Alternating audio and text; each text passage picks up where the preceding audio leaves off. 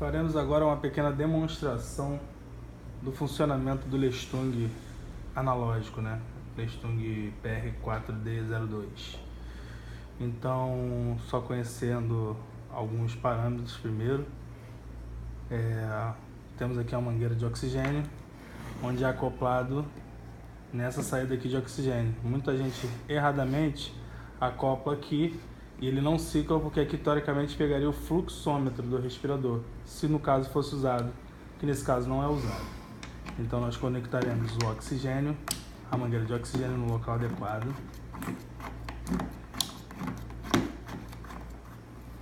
E estaremos alimentando com oxigênio o respirador, pois esse respirador é ciclado a pressão de oxigênio. Tem aqui que pega a fonte, energia elétrica para manter carregado. Ele, como já está carregado, nós não vamos utilizar, vamos utilizar só na bateria, tá? Então, aqui é um manômetro que me dá indicativo de pressão de via aérea, de quanto que eu estou mandando de pressão para os pulmões. Aqui são os dois conectores da traqueia do circuito do ventilador. Aqui é a fração inspiratória de oxigênio, o FO2, que é o fluxo do paciente. Ou seja, se você abre tudo, você está mandando 100% de oxigênio para o paciente. E aqui é o pico de pressão que vai exercer dentro desse pulmão. E a gente vai utilizar o pico de pressão, esse botão de pico de pressão, verificando aqui o manômetro, né? Aqui são os alarmes que a gente coloca. Ou seja, se eu coloco de 30, esse manômetro aqui, essa pressão não pode passar de 30, tá? Senão esse respirador não está funcionante. E aqui a pressão mínima também a pressão mínima que exerce no pulmão, né? Depois que eu ligar, vocês vão ver que existe luzes aqui de indicativo de tempo de inspiração, a frequência respiratória por minuto, tempo de expiração e relação inspiratória e expiratória. Aqui me indica também o aspirador, que é utilizado aqui com frasco de aspiração. Nesse caso nós não utilizamos direto da ambulância, para que não gaste muito esse oxigênio portátil que já não dura muito tempo, tá? Então aqui a gente liga o respirador, ele já está alimentado de oxigênio, então ele já vai começar a ciclar, ok? Eu vou desligar aqui e vou fazer a conexão da traqueia para vocês olharem. A traqueia, ela é conectada nessas duas vias, uma via encaixada e a outra via ela é rosqueada, tá? Então vocês têm que atentar-se na hora de desencaixar, que tem que rosquear também para soltar. Muita gente puxa, acaba ficando preso esse pininho aqui, danificando a traqueia.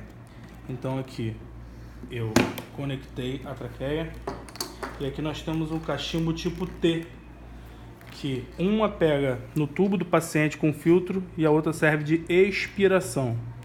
Aqui eu vou estar utilizando um pulmão de teste e para a gente tentar fazer com que esse respirador funcione adequadamente. Liguei.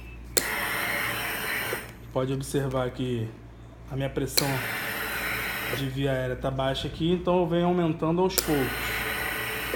Pode ver que no pulmão também ele acaba utilizando aqui a pressão adequada.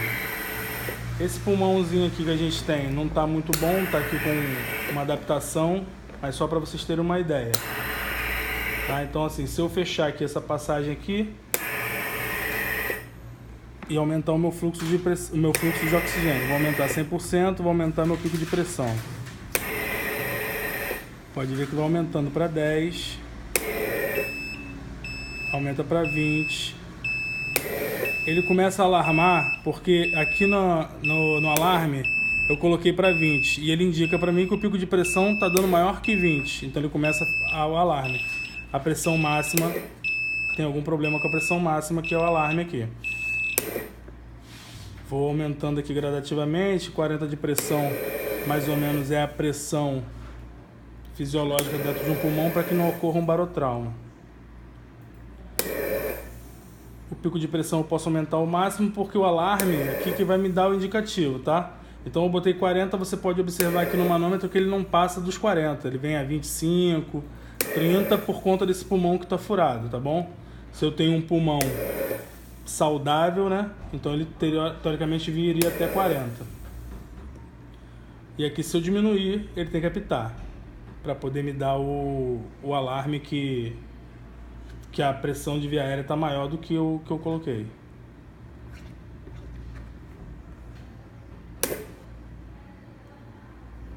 Vê que aqui no painel de alarme ele já começa a indicar que a pressão está maior no fluxo do que no alarme.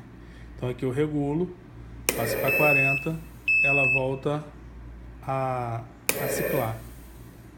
Beleza? Então aqui eu mantenho em 5, que é a pressão mínima, e aqui em 40, que é a pressão máxima. Aqui, como eu falei, tempo de expiração é em segundos, né? Então aqui eu tô com 1.3 inspiração por segundo. Segundo de inspiração, na verdade. Então eu tenho 1 segundo, 3 de inspiração.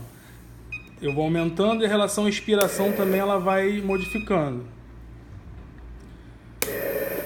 Fisiologicamente pra gente, 1:2 mais ou menos. Tá? A frequência de respiração por minuto, aqui eu tenho 15, então se eu aumentar, o respirador ele tem que responder adequadamente. Você pode ver que eu boto para 36 e o respirador já começa a ciclar mais rápido.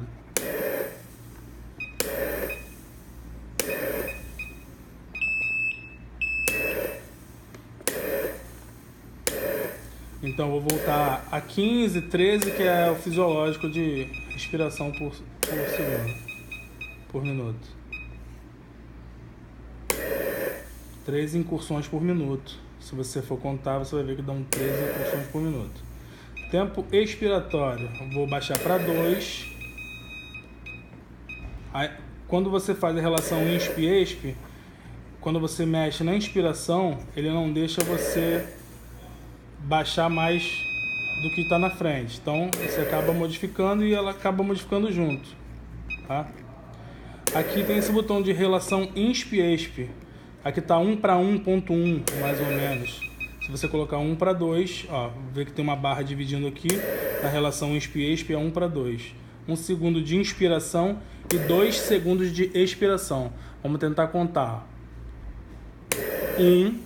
1, 2, tem que expirar de novo. Expirou de novo. Relação 1:2. Esse respirador aqui, a gente também tem uma válvula chamada válvula de PIP, que é acima de 10. Que essa PIP acima de 10, a gente tem que utilizar a válvula para manter uma pressão de via aérea contínua, tá? Então essa válvula ela pega aqui também na ponta para poder fazer a utilização dela. Aqui a gente não está utilizando, está só mostrando normal o respirador. Então vamos dar só uma revisãozinha. Os parâmetros de alarme aqui que são indicativos do que algum problema que está acontecendo, tá? Aqui são os parâmetros que você indica para que o respirador responda no manômetro.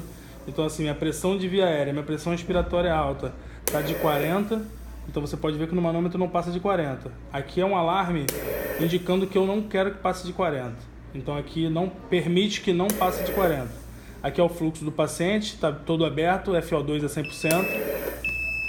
Estou com FO2 a 100%. E aqui é o pico de pressão também, que está tudo aberto, porque eu estou exercendo uma pressão nessa via aérea. Teoricamente, quem comanda tudo são esses botões aqui de alarme. Porque eu estou com o pico de pressão todo aberto e ele indica para mim que ele não deixa mais de 40. Se eu aumento para 60, ó, ele tem que responder, passar de 40 ali. Ó, passa de 40.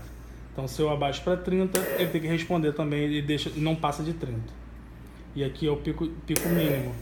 Tá? Se eu baixo para 2, ele tem que esvaziar esse pulmão todo. Se eu baixo para 10, ele tem que manter um pouquinho de pressão nessa via aérea, tá? Basicamente é isso. Tempo de inspiração, frequência, 11, 13 incursões por minuto. Relação inspi-expi.